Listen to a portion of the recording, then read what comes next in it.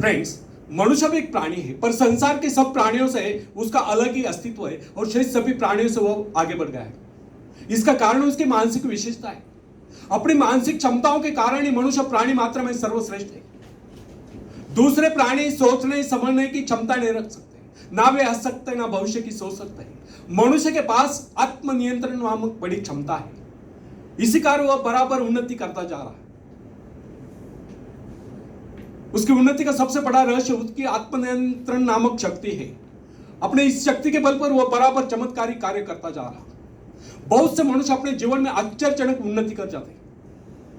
आखिर इसका कारण क्या है? क्या यह सब भाग्य की बात है? ऐसी उन्नति करने वालों से पूछे तो वे उसे भाग्य की बात ही कहेंगे, लेकिन उस सीमा तक पहुंचने के लिए उनको कितना परिश्रम करना पड़ा, कितने पापड़ बेलने लगे, इस बात को वही जानते हैं। कैसी उन्नति की इसका आभास उन्हीं को होता है, और लोगों को तो पता ही नहीं चलता कि वे क्या क्या पापड़ नहीं बेलते रहे। फ्रेंड्स, प्रत्येक मनुष्य की उन्नति के पीछे कोई ना कोई रहस्य अवश्य होता है। बिना किसी ठोस आधार के वह प्रगति नहीं कर सकता। यह एक ऐसा सिद्धांत है जिसका कोई इनकार नहीं कर सकता। आखिर उन्नति का वास्तविक रहस्य क्या है?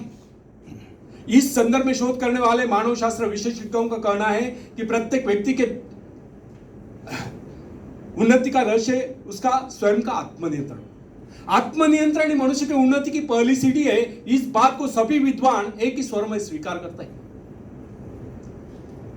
महाकवि गटे का कथन है, जिसने आत्मनियंत्रण कर लिया उसने मानो सब कुछ जिसने आत्मनियंत्रण कर लिया उसको मानो उसने सफलता प्राप्त की। वास्तव में यह जीवन एक अनमोल सूत्र है। महाकवि गटे ने एक ही पंक्ति में जीवन का सबसे बड़ा सत्य उजागर कर दिया। जिसने स्वयं को जीत लिया, जिसने स्वयं को जीत लिया, मानो आत्मनियंत्रण कर लिया, वो मानो सब कुछ पा गया। संसार के सब प्राणियों की अपेक्षा केवल मनुष्य मात्र में यह गुण है कि वो अपने पर नियंत्रण रख सकता है, अपने आप को जीत सकता है। मनुष्य के अलावा और किसी प्राणी में यह गुण नहीं है। अपने इसी गुण के कारण मनुष्य अन्य प्राणियों की अपेक्षा इतनी प्रगति कर सका है कि उसने संपूर्ण प्रकृति को, निसर्ग को लगभग अपने वश में कर लिया है। अन्य प्राणियों में इसका अभाव है। शेर ये नहीं जान पाता कि जो बकरा या भैंसा पिंजरे में बंधा हुआ है, जिसकी वो शिकार करने वाला है, उसके पीछे उसकी स्वयं की मृत्यु भी है। वो मांस भक्षण पर अपना आत्मनियंत्रण नहीं रख पाता, फलतः शिकारी के द्वारा मारा जाता है। अन्य पक्षी भी आत्मनियंत्रण के अभाव में बैले के जाल में फंस जाया करते हैं। अपने विचारों को रोकना, उन पर नियंत्रण करना, अपने मन को वश में रखना ही आत्मनियंत्रण कहलाता है। मनोवैज्ञानिकों का यह स्पष्ट कथन है और यह प्रमाणित भी हो चुका है कि मनुष्य पर परिश्रम का, बीमारियों का तथा आक्रमण आदि का इतना व्यापक प्रभाव नहीं पड़ता जितना कि उसके अपने विचारों का अर्थात मन की धारा का सबसे अधिक प्रभाव पड़ता है। यह हमारा मन ही है जो हमारी नैतिक या अनैतिक क्रियाकलापों के लिए जिम्मेदार होता है। मन पर काबू पाना सबसे कठिन कार्य है। अपने पर संयम कितने व्यक्ति रख पाते? आप स्वयं विचार करें कि क्या आपका मन आपके काबू में है? क्या आप अपने मन को अपनी इच्छा अनुसार चलने को प्रेरित करते हैं, या आपका मन जो चाहता है वही करने पर आप मजबूर हो जाते हैं? आप मन के गुलाम है या मन आपका गुलाम है? इसका सही और सच्चा उत्तर पाने की कोशिश करें। क्या आप अपने पर नियंत्रण रख सकते हैं? इतना संयम आप में है?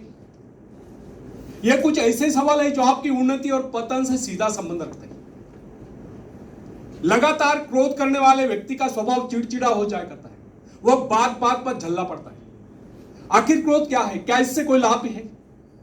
क्रोध में मनुष्य कत्ल तक कर देता है, जिससे उसकी अपनी ही नहीं कुछ दूसरी जिंदगियां भी बर्बाद हो जाती है। आखिर हमें क्रोध क्यों आता है? किसी के द्वारा गलती करने पर, किसी प्रकार का कोई नुकसान किसी के द्वारा हो जाने पर आपको क्रोध आता है। आप मारपीट, गाली गलौज कुछ भी करने पर आमदा हो जाते हैं। क्रोध इतना खराब है कि इसके आवेश में आकर मनुष्य आत्महत्या तक कर लेता है। सवाल यह है, क्या क्रोध से कोई लाभ है? कोई बात हो गई, कोई नुकसान हो गया, कोई चीज टूट गई, फूट गई, तो क्या आपके क्रोध करने से वो ठीक हो जाएगी? क्रोध के द्वारा किसी भी प्रकार की क्षतिपूर्ति असंभव है।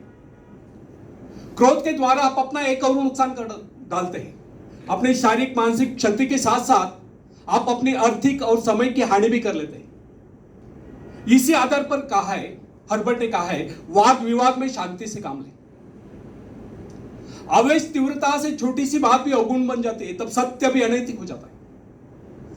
हर्बर्ट की यह बात कितनी सच है, इस पर आप स्वयं विचार कर देखें। मैंने अपने एक मित्र से पूछा, आप झगड़ों से किस तरह बचे रहते हैं? तब उसका जवाब था, जब कभी कोई मुझ पर अपना क्रोध दिखलाने लगता है तो मैं मौन साध लेता हूं और वह पागलों की तरह बड़बड़ाता रहता है। यह कितना बड़ा आत्मनियंत्रण है। जीवन में उन्नति करने के लिए सबसे पहले आत्मनियंत्रण करना सीखें। अपने मन को अपने इच्छानुसार न चाहिए। यह मन है जो आदमी को गुमराह कर देता है, उसे उसके लक्ष्य से, उसके कार्य से भटका